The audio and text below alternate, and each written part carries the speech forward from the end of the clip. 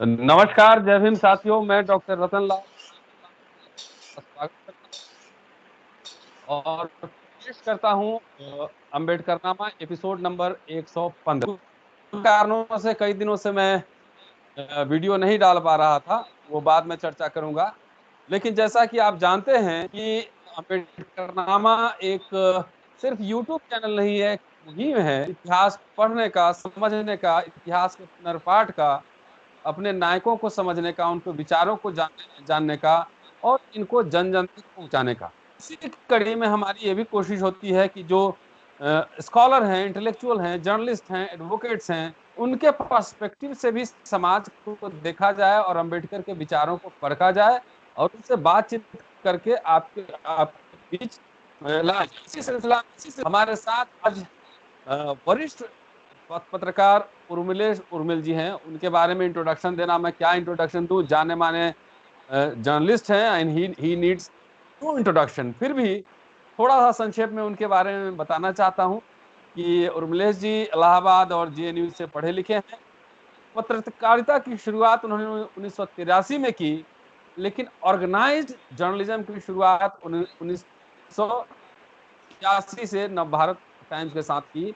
इसके बाद विभिन्न मीडिया संस्थानों से जुड़े रहे, राज्यसभा टेलीविजन में भी थे, पैनलिस्ट हैं, कम्युनलिस्ट हैं, कई कई चैनल पे आप डिबेट में देखते हैं, अखबार में लगातार लिखते रहते ही हैं। लेकिन इसके बावजूद इसके अलावा एक बेबाक प्रवक्ता हैं और जिस तरह की समाज और राजनीति में विश्वास करते हैं, उनके नेताओं को भी कटघरे में खड़ा करने पे उर्मेश जी चाहते नहीं है। ये इनकी विशेषता है। मेरा आई एम फॉर्चुनेट ना कि कई उर्मिलेश जी के कई प्रोग्राम में मैं रहा हूं और कई जगह सामाजिक मंचों पे साथ भी रहा हूं।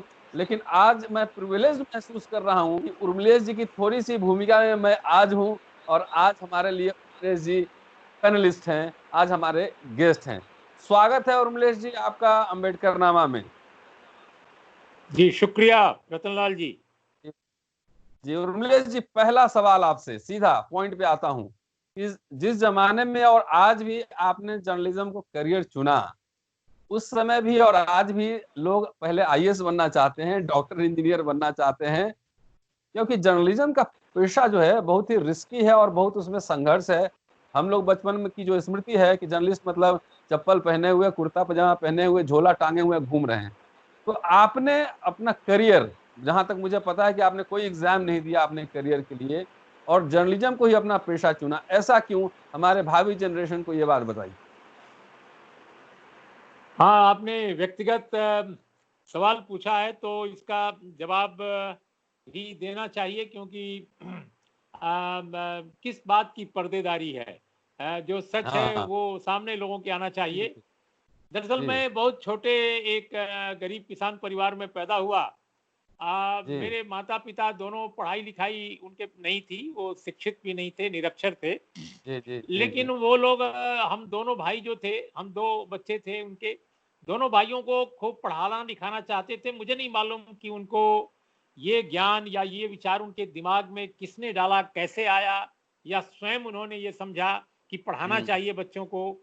तो गरीबी के कारण वो तो नहीं पढ़ पाए, लेकिन गरीबी के बावजूद वो बच्चों को पढ़ाना चाहते थे। मेरे बड़े भाई मुझसे उम्र में वाह काफी बड़े थे, तो उनको पढ़ा लिखा कर या स्वयं उन्होंने बाद के दिनों में स्वयं अपने को डेवलप किया और हम्म वो लेक्चरर बने। और इसके बाद हम्म फिर वो एक कॉलेज में रहे, कॉलेज पोस्ट ग्रेजुएट कॉलेज में, फिर वहां से वो यूनिवर्सिटी में भी गए। तो जब मैं हम्म। बड़ा हुआ तो मेरे सामने ये था कि मैं क्या बनूंगा या क्या हम्म, बनना चाहिए। तो मेरे पिता मुझे जज बनाना चाहते थे, क्योंकि अच्छा। उनको लगता था कि एक बेटा तो प्रोफेसर हो गया। उन दिनों गांव में अभी भी लोग हाँ प्रोफेसर बोलते हैं लेक्चरर को। और मेरे बड़े भाई एकदम तो एकदम। असिस्टेंट प्रोफेसर रैंक में ही थे, लेकिन गांव में जी हल्ला था जी कि प्रोफेसर हो गई बना। तो हाँ मेरे पिताजी चाहते थे कि एक बेटा प्रोफेसर हो गई बा तो एक हाँ बेटा को जज बनाए। लेकिन जी मैं जी जज जी नहीं बना और शायद बनना भी नहीं चाहता था। तो मैं इलाहाबाद जी यूनिवर्सिटी के दौरान ही, उन दिनों जब इलाहाबाद में पढ़ते थे तो इमरजेंसी लागू हो गई थी, बहुत सारा और जी उथल पुथल था समाज में। उन्हीं दिनों लिखने पढ़ने की भी मेरी प्रवृत्ति जो थी काफी बलौती हो रही थी और उसमें एक गति आ रही थी। कुछ नए नए लिटरेचर, नए नए विचार भी जानने को, पढ़ने को मिले। तो मेरी रुचि ये जागृत हुई कि मुझे हरगिज कोई ब्यूरोक्रेसी में नहीं जाना है। पिताजी जज बनाना चाहते थे और प्रोफेसर भाई मुझे आईएएस बनाना चाहते थे, लेकिन मैंने दोनों के सपनों को यूं कहा जाए कि मैंने पूरा नहीं किया, और इसके लिए मैं दोनों से, आज इस जीवन में नहीं है, इस दुनिया में नहीं है, मैं दोनों से माफी भी मांगता हूं। लेकिन सच यह है कि दोनों को मैंने निराश नहीं किया और दोनों ने माना कि ठीक है, नहीं बने तो कोई बात नहीं, जो कर रहे हो वही करो, और उन्होंने मुझे एक्सेप्ट कर लिया। और बाद के दिनों में लेकिन रतन लाल जी, मैं आपको आज खुलासा करता हूं, इस बात को रिवील करता हूं कि जिस पद पर आप हैं, जो काम, पद नहीं बल्कि जिस पेशे में आप हैं, मेरा दरअसल सपना वही था। मैं अध्यापक बनकर सामाजिक सांस्कृतिक जागरण, नवजागरण के काम में जुटे रहना चाहता था, लेकिन मुझे शिक्षक बनने ही नहीं दिया गया। और इसलिए एमए प्रथम श्रेणी पाने के बाद भी, एमफिल भी ठीक ठाक करने के बाद भी, जब मुझे शिक्षक बनने का मौका नहीं मिला, तब मेरे पास कोई विकल्प नहीं था। तो मैं एक ऐसे पेशे में आया जिस पेशे के बारे में मैंने अपने छात्र या युवा जीवन में कभी सपना भी नहीं देखा था कि मुझे पत्रकार बनना है। तो पत्रकारिता मेरी पहली वरीयता या प्राथमिकता कतई नहीं थी, ये मजबूरी की थी। लेकिन मैंने एंजॉय करना शुरू किया और मुझे कोई अफसोस नहीं है, कोई शिकवा नहीं है कि मैं पत्रकार क्यों बना। जी, थैंक यू उर्मिलेश जी। और आपकी कहानी और मेरी कहानी एक ही तरह की है। मेरे पिताजी आईएएस बनाना चाहते थे, बड़े भाई आईपीएस बनाना चाहते थे क्योंकि वो पुलिस में हैं।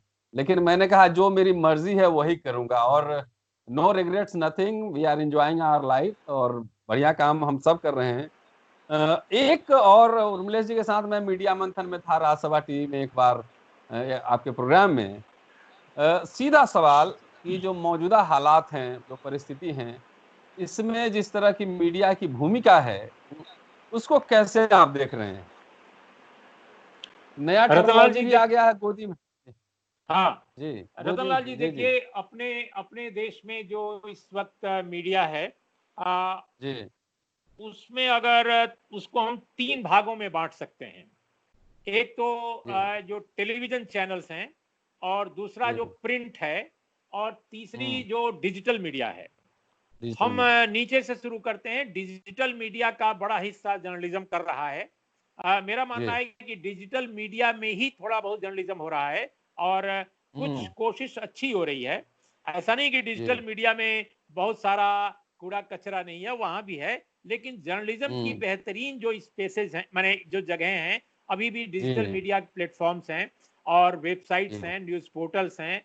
ये एक। तो दूसरी बात कि प्रिंट में कमोबेश कुछ एक अंग्रेजी अखबार अभी भी अखबार बने हुए हैं, कुछ एक। लेकिन जो शेष अखबार हैं, भाषाई हो या अंग्रेजी हो, वो दरअसल अखबार नहीं बन गए, अखबार नहीं रह गए हैं, वो पर्चे बन गए हैं, विज्ञापन बन गए हैं, वो प्रोपेगेंडा मटेरियल बन गए हैं, या सेठ जी के वो यूं कहा जाए कि पत्री बन गए हैं। ठीक है जी। तो अब बचा तीसरा, जो टेलीविजन चैनल। टेलीविजन चैनल जो सबसे आकर्षक, सबसे प्रभावी मीडियम है, उसका जो बहुत बड़ा हिस्सा, बहुत बड़ा नहीं, जब मैं कह रहा हूं बहुत बड़ा तो एब्सोल्यूट मतलब आई मीन मेजॉरिटी, वो दरअसल उसको ना मैं गोदी मीडिया कह सकता हूं आज, और न तो मैं सत्ताधारी दल का मीडिया कह सकता हूं। दरअसल वो मीडिया रही नहीं गया है, उसको मैं मीडिया की कैटेगरी से बाहर रखता हूं, क्योंकि टेलीविजन चैनलों में जो बड़ा हिस्सा है वो दरअसल वो काम ही नहीं कर रहा है जिसको हम मीडिया कहें। आप मेन स्ट्रीम जो टेलीविजन चैनल कहे जाते हैं, अगर उनके कंटेंट को देखिए, उनकी परफॉर्मेंस को देखिए, उनके एंकर्स के तौर तरीकों को देखिए, उनके लहजे को देखिए, उनकी बात करने की स्टाइल को देखिए, उनके कंटेंट को देखिए, माय गॉड, आई मीन दुनिया के किसी भी डेमोक्रेसी में, मैं तो कहता हूं कि जहां डेमोक्रेसी ठीक से नहीं भी है, वहां भी टेलीविजन चैनल में ऐसे एंकर्स, ऐसी एंकरनियां, ऐसा एडिटर, ऐसा मालिक कहां दिखेगा। इसलिए मैं इसको गोदी मीडिया या सत्ता समर्थक मीडिया भी नहीं मानता। ये दरअसल मीडिया है ही नहीं है जो आज दिखाई दे रहा है। कुछ एक चैनल, एक या डेढ़ चैनल आप कह सकते हैं, बल्कि मैं कहता हूं कि एक डेढ़ भी मत कहिए, कुछ एंकर्स के कार्यक्रम जरूर मीडिया की झलक देते हैं, और कुछ एक चैनलों पर वो आते हैं तो उनके कार्यक्रमों के दौरान लगता है कि हाँ थोड़ी बहुत पत्रकारिता बची हुई है, दैट्स ऑल। लेकिन टेलीविजन चैनल मीडिया का हिस्सा नहीं रह गया है। मतलब कुल मिला जुलाकर जमूरागिरी हो गया है मीडिया में, कुल मिला बिल्कुल जुलाकर। बिल्कुल बिल्कुल बिल्कुल बिल्कुल।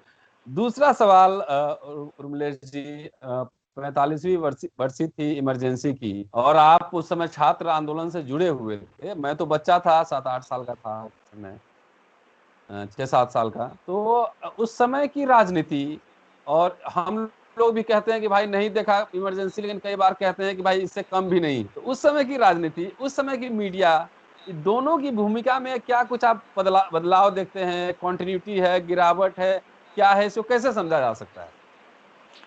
देखिए, ये कहानी तो लंबी है लेकिन बहुत संक्षेप में मैं बताऊंगा। सबसे पहले आप राजनीति पर आइए कि उस समय की राजनीति और आज की राजनीति का क्या फर्क है। इमरजेंसी में आप और हम सब जानते हैं, आपके दर्शक भी जानते हैं कि श्रीमती इंदिरा गांधी की सत्ता बरकरार रहे, इसके लिए इमरजेंसी लागू की गई थी। वो किसी बड़े मकसद से नहीं लागू की गई थी, इस बात को ध्यान रखना चाहिए इतिहासकारों को। बहुत आश्चर्य होता है मुझे, बहुत सारे जो हिस्ट्री के जो कमेंटेटर्स हैं और उनकी जो उनके जर्नल्स में जो लेख वगैरह छपते हैं, तो उसको जब मैं पढ़ता हूं तो मुझे कई बार बहुत हंसी आती है। दरअसल इमरजेंसी का कोई बड़ा पॉलिटिकल मकसद था ही नहीं। इमरजेंसी सिर्फ और सिर्फ इंदिरा गांधी को कुर्सी पर कैसे जारी रहे वो, कैसे उनकी सरकार बनी रहे, कोई दूसरा ना आ जाए बल्कि वही बनी रहे, इसके लागू की गई थी। क्योंकि उनका निर्वाचन रद्द हो गया था, और निर्वाचन रद्द होने के बाद सुप्रीम कोर्ट से जो उनको थोड़ी राहत मिली, क्योंकि उस समय समर वेकेशन चल रही थी, और जो जज थे उन्होंने, जज साहब ने उनको एक राहत दे दी कि वो पद पर बने रह सकती हैं विदाउट वोटिंग राइट, और फिर सुनवाई आगे होगी। तो मेरा ये कहना है कि बहुत छोटा मकसद था इमरजेंसी का, लेकिन उसमें बहुत सारे ऐसे काम हुए जो शायद कल्पनातीत था।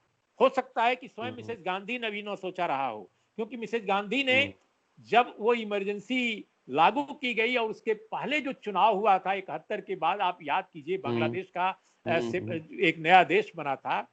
आज की जो सरकार है उससे ज्यादा प्रचंड बहुमत से मिसेज गांधी आई थी। लेकिन देखिए सत्ता प्रतिष्ठान की नीतियों और दुर्नीतियों का क्या असर होता है कि ऐसी क्राइसिस पैदा हो गई कि उनको तानाशाही का रास्ता अख्तियार करना पड़ा। मानवाधिकार, फंडामेंटल राइट्स, मौलिक अधिकार, तमाम नागरिक अधिकारों को स्थगित कर दिया गया। तो जिस आर्टिकल 352 का सहारा लेकर देश में निरंकुशता ला दी गई, अगर आप उसको देखें तो मेरा यह मानना है कि इमरजेंसी से ज्यादा बड़ा मकसद आज है, जो आज की राजनीति जो कर रही है। आज जो देश में एक निरंकुश ढंग का एक माहौल बना हुआ है, और ये कोरोना के दौर में नहीं, केवल कोविड-19 से फाइट करने के नाम पर नहीं, 2004 से लेकर आज तक एक कंटिन्यूटी है कि डेमोक्रेटिक राइट्स जो हैं लोगों के कर्टेल हुए हैं, जो सिविल राइट्स हैं उन पर हमला हुआ है, असहमत और विरोध की आवाज को कुचलने की हर तरह की कोशिश की गई है। आप कश्मीर से कन्याकुमारी तक देख लीजिए भारत को किस हालात में आज है। तो मुझे ऐसा लगता है कि कोविड-19 का ये दौर, ये एक तरह से जैसे कहते हैं ना कि आपदा में अवसर, आपदा में मौका मिल गया है, और जो पहले चल रहा था वो और क्रूरता के साथ चल रहा है। तो मेरा ये मानना है कि इंदिरा गांधी की इमरजेंसी का शायद बहुत बड़ा मकसद नहीं था, लेकिन आज जो कुछ हो रहा है उसका बहुत बड़ा मकसद है, और बड़ा मकसद है कि एक मनुवादी हिंदुत्व आधारित हिंदू राष्ट्र, मनुवादी हिंदुत्व आधारित एक ऐसा राष्ट्र राज्य को स्थापित करना।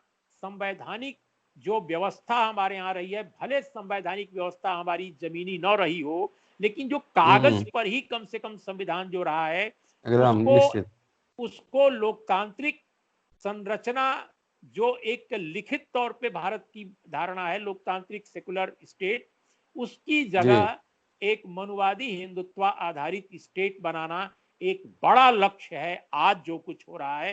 तो उस समय की सियासत और आज की सियासत का ये बड़ा फर्क है। दूसरा जो मीडिया पर आपने कहा, संक्षेप में मैं कहूं तो उस समय मीडिया मिसेज इंदिरा गांधी और उनकी हुकूमत जो थी उसके डिक्टेट पर सरेंडर कर गया था, वो रेंगने लगा था, लेकिन प्रतिरोध की आवाजें खत्म नहीं हुई थी। मैं आपको बताऊं जून महीने में ही 103 से ज्यादा पत्रकारों ने दिल्ली प्रेस क्लब में आकर 1975 में इमरजेंसी में, बिल्कुल लास्ट वीक में संभवतः या जुलाई के फर्स्ट वीक में पिटीशन दिया था मिसेस गांधी की इमरजेंसी के खिलाफ 103 पत्रकारों ने। और उनमें सारे ऐसे पत्रकार नहीं थे जो विपक्ष के समर्थक थे, उसमें स्वयं कांग्रेस से करीब रिश्ता रखने वाले पत्रकार भी थे, लेकिन वो मीडिया की आजादी चाहते थे, मीडिया को लिखने की आजादी चाहते थे।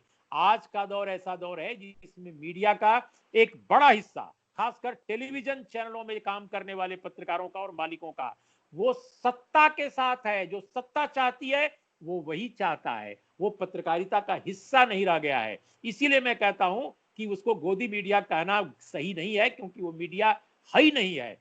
आज की स्थिति आप देखिए भाई साहब, तो जो टेलीविजन चैनल हैं वो दरअसल ये कही नहीं पा रहे हैं कि हमें कहने की, न्यूज दिखाने की, हमें सही बात बोलने की आजादी दी जाए। वो कह रहे हैं कि जो सरकार कह रही है उससे भी ज्यादा वो सरकार की बात कह रहे हैं, उससे भी ज्यादा वो मनुवादी हिंदुत्व राष्ट्र की बात कर रहे हैं, उससे वो ज्यादा दमन के पक्ष में उतर रहे हैं। इसलिए अनोखा ये दृश्य है, अनोखा परिदृश्य है। तब छटपटाहटें थी इमरजेंसी में मीडिया के अंदर, आज मीडिया के एक बड़े हिस्से में सत्ता के साथ वो उसका उसका वो कन्वर्ज कर गया है। तो मीडिया उस वक्त और आज के मीडिया का एक बुनियादी फर्क है। उस समय रघुवीर सहाय थे, उस समय सर्वेश्वर दयाल थे, उस समय तमाम ऐसे लोगों का मैं नाम गिना सकता हूं, हिंदी में, अंग्रेजी में, कुलदीप नैयर थे। आप देख लीजिए ना, अनेक ऐसे उदाहरण मैं आपको दे सकता हूं। आज क्या है, आज मेन स्ट्रीम मीडिया में कोई नहीं ऐसा मिलेगा, कोई नहीं मिलेगा। आज हालत यह है कि जो मेन स्ट्रीम मीडिया में है, एक इक्का दुक्का लोग रह गए हैं, इक्का दुक्का, बाकी सब बाहर कर दिए गए हैं। और हालात ये हैं कि मीडिया में, मैं किसी सरकार की बात नहीं कर रहा हूं, लेकिन समाज में जो हालात बने हैं, आप देखिए कितने पत्रकारों की हत्या हो रही है। आप कर्नाटक में देख लीजिए, आप देख लीजिए कश्मीर में देख लीजिए। हम दो बड़े नाम बता सकते हैं, गौरी लंकेश और शुजात बुखारी, इन्हीं वर्षों में मारे गए हैं। मैं ये नहीं कह रहा हूं कि किसने मरवाया है, हालात जो हैं उसमें हमले हो रहे हैं। अनेक पत्रकार, इस समय 55 पत्रकारों पर इस समय केसेस लंबित हैं, एफआईआर हुए हैं, इनमें कुछ एक गिरफ्तारी है, कुछ एक पर ऑलरेडी धमकी है कि आपको जेल भेज दिया जाएगा, कुछ पर अभी केवल एफआईआर से पहले की स्थिति है, कंप्लेंट की। हमें असंख्य उदाहरण ऐसे मैं दे सकता हूं। तो ये हाल आज का सूरत हाल है।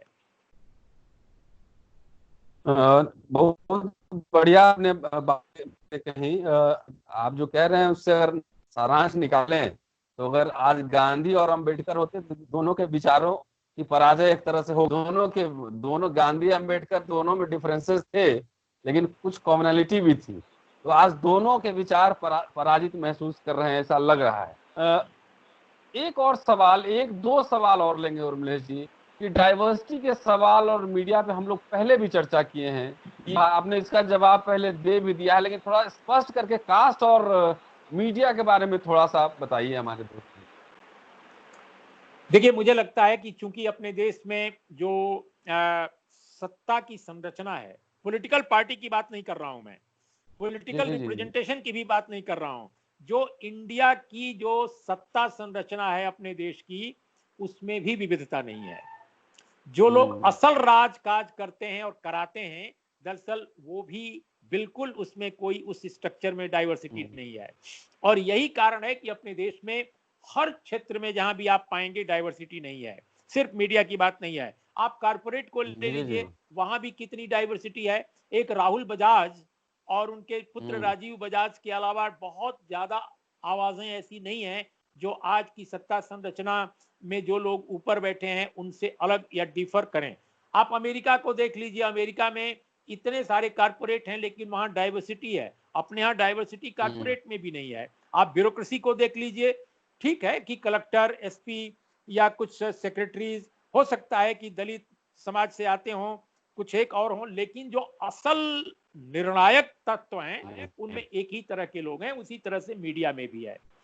तो ये जो डाइवर्सिटी नहीं आई है, मैं यकीन के साथ कह सकता हूं कि अगर भारत में मीडिया में डाइवर्सिटी होती, मीडिया में, तो आज हालात इस देश की डेमोक्रेसी के और मीडिया में बिल्कुल ऐसे ना होते। लेकिन दरअसल मीडिया में डाइवर्सिटी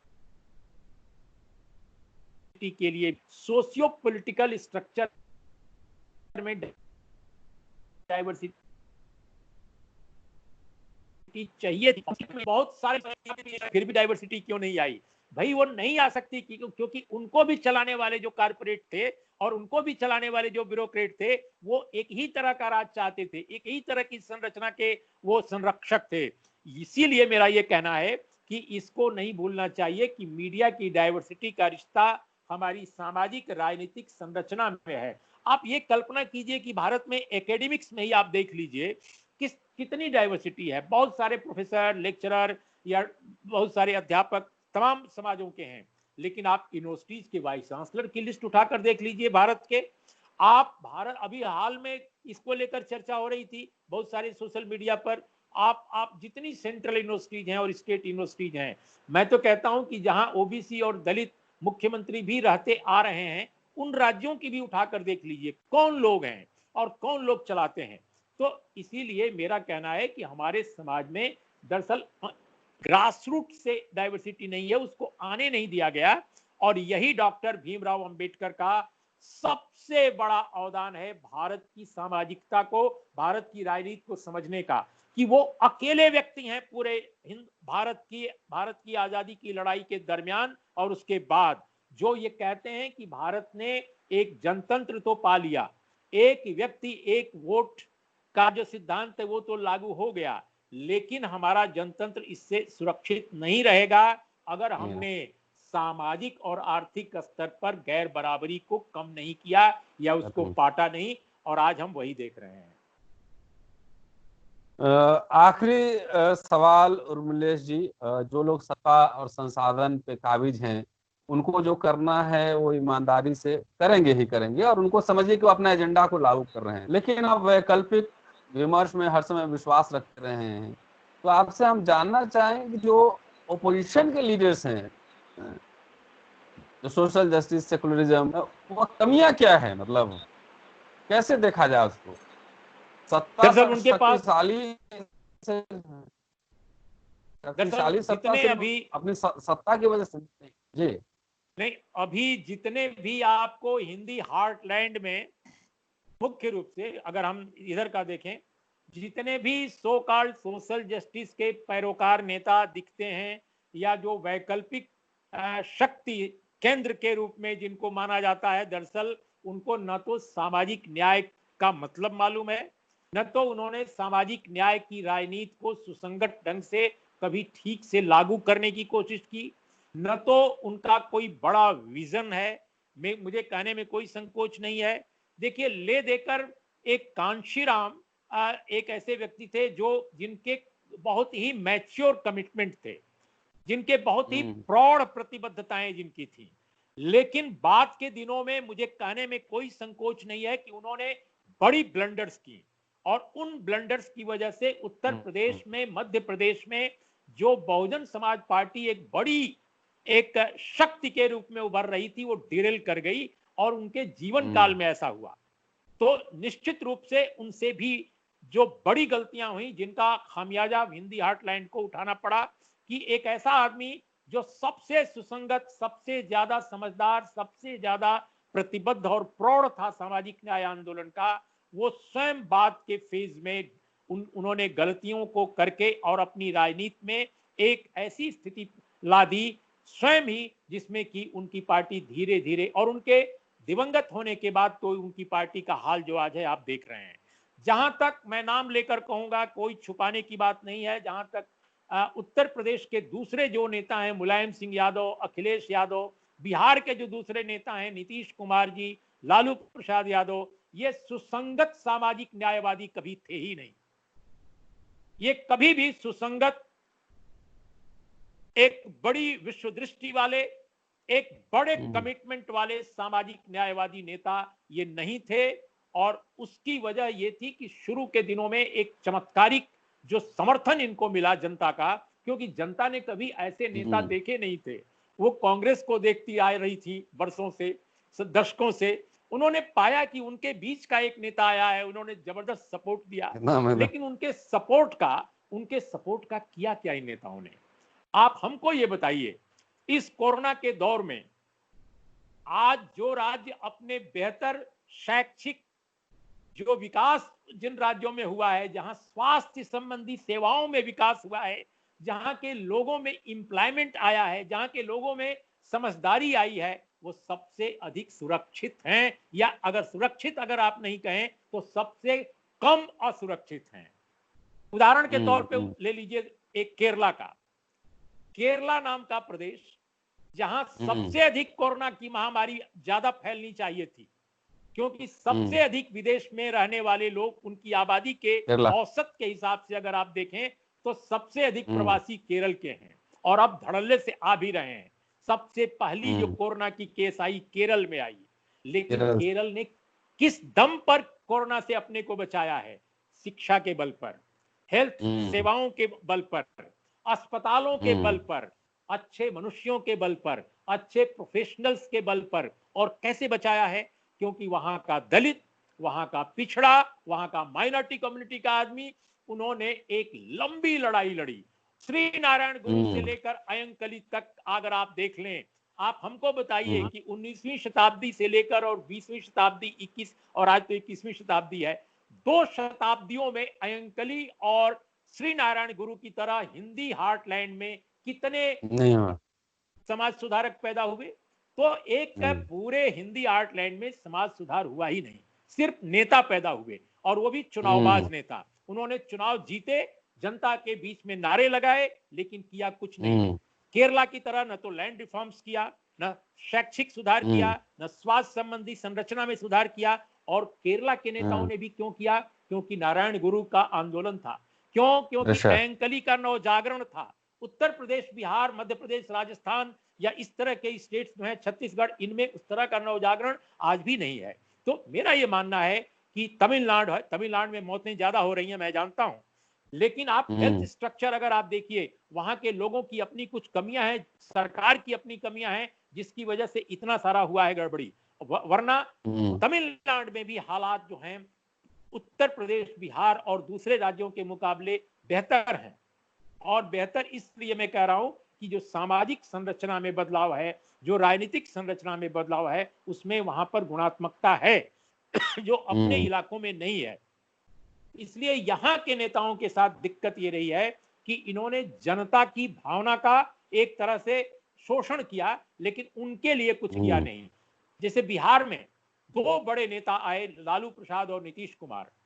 इन्होंने लैंड के क्षेत्र में, लैंड रिफॉर्म्स के क्षेत्र में, एजुकेशनल रिफॉर्म्स के क्षेत्र में, इन्होंने हेल्थ सेवाओं के क्षेत्र में कुछ नहीं किया। आश्चर्यजनक। बंगाल में लेफ्ट के नेता इतने लंबे समय तक रहे, लेकिन केरला के लेफ्ट नेताओं की तरह उन्होंने भी कुछ नहीं किया। खासकर स्वास्थ्य सेवा के क्षेत्र में उन्होंने केवल लैंड रिफॉर्म्स किया। ऑपरेशन बर्गा के बाद पूरी जो लेफ्ट संरचना बंगाल की थी, उसने आगे कुछ नहीं किया। और करना चाहा गुरुदेव भट्टाचार्य ने बाद में इंडस्ट्रियलाइजेशन के जरिए कुछ, तो वो हो नहीं पाया। शायद तौर तरीके गलत थे, और लेफ्ट फ्रंट पूरा भर कर टूट गया, बिखर गया, और आज हालत ये। तो मुझे लगता है भाई रतनलाल जी कि उत्तर प्रदेश, बिहार को अभी एक पीड़ा के लंबे दौर से गुजरना होगा।